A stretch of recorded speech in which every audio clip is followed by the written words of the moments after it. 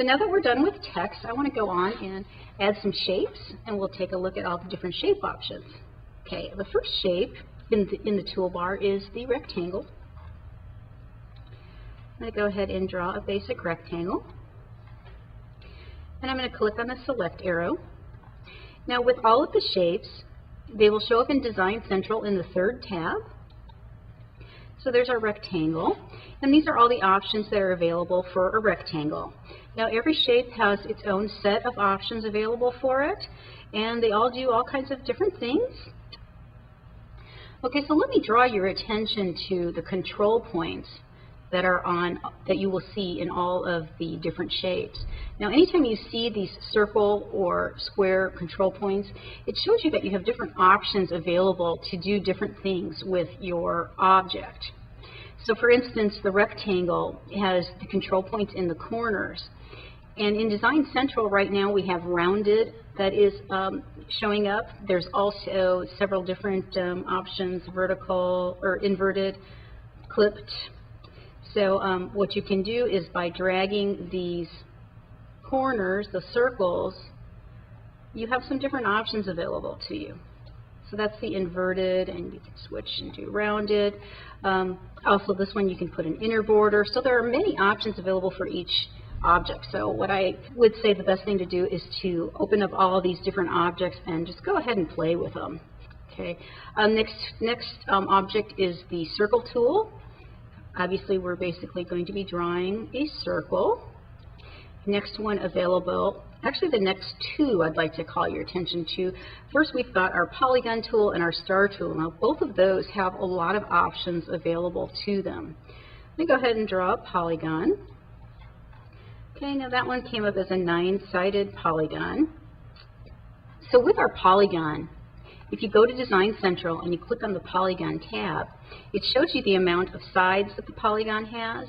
This particular one has 9 showing, but you can go ahead and you can change that and go lower or higher and go up to actually even to a complete circle. Okay, but the interesting thing about a polygon is see that it does also have these option points, control points. By clicking and dragging on the circle and pulling straight out, we get a star type effect. Now notice that that particular circle turned into 2. Now if you click on one of the outer circles and pull, we have a flower. Now what's really fun with it is that you can make adjustments, move all those control points. Like I said, they all do different things, so you get different types of shapes. You can also decide that you want more petals on your flower and keep adding them. So that's a really nice option as well. Once again, the star is a lot like the polygon, so I'm going to go ahead and show you some of these star options as well. Let's go ahead and draw a quick star. And let's move that so that you can see it. And I'm going to click on the star in Design Central to bring that up with this select tool. Once again, you can change the sides so that you have multiple sides, or bring it back down to a basic 5-point star. You can also move the points so that you have kind of a shear effect. Bringing that back down and typing a 0 in there will pull it down to normal. Now also notice you have lots of control points, more than any other one. These are also editable too, just like the flower. Move them out. And notice you've got extra points. So anytime you have a point, it does something else, so you can keep moving it. So you can create a type of flower. Now any of these points can be moved in any direction, so you can get some real interesting effects.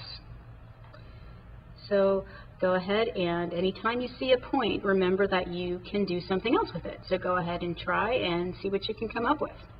Keep in mind when you do something that has overlaps that they're going to cut out into a pile of confetti unless you use the outline tool to outline it, which is a simple way to get that effect without having it fall apart. And then the other two options that are available are our arc or rainbow tool, which creates an arc. And once again, there are several different effects you can get by playing with the control points. And our arrow tool, it has the Create Kit has a great arrow tool. You create arrows,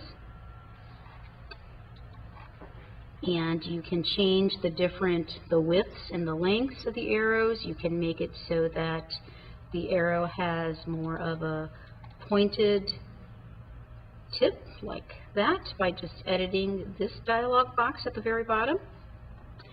So once again, go ahead and experiment with that. So now we've gone through shapes and we've gone through text. So you need to go ahead and play with both of those and come up with some fun options for your paper crafting projects.